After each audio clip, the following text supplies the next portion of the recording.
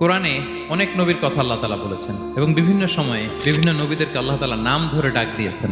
যেমন আদম আলাইহিস সালামকে আল্লাহ নাম ধরে ডাক দিয়েছেন, ইয়া আদম, এই আদম।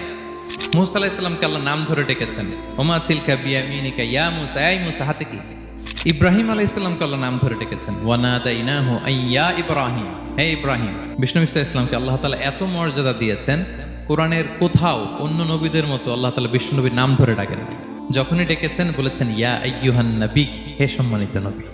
যখনই অ্যাড্রেস করেছেন বলেছেন ইয়া আইয়ুহার রাসূল, হে সম্মানিত রাসূল। সুবহানাল্লাহ বলেন। 4 জায়গায় বিষ্ণু ইসলামের নাম এসেছে কোরআনে মুহাম্মদ নামে, আর এক জায়গায় আহমদ। এই 4 জায়গায় মুহাম্মদ যে উল্লেখিত হয়েছে, একটি জায়গায়ও নাম ধরে ডাকেন না, বরং ওনার রিসালাত, ওনার নবুয়তের বর্ণনা দিয়েছেন। যেমন মুহাম্মাদুর রাসূলুল্লাহ সাল্লাল্লাহু আলাইহি ওয়াসাল্লাম, মুহাম্মদ হচ্ছেন আল্লাহর রাসূল, এটা একটা কোরআনের আয়াত। এখানে নাম ধরে ডাকছে। মুহাম্মদ হচ্ছেন আল্লাহর রাসূল, এখানে কি নাম ধরে ডাকা হয়েছে?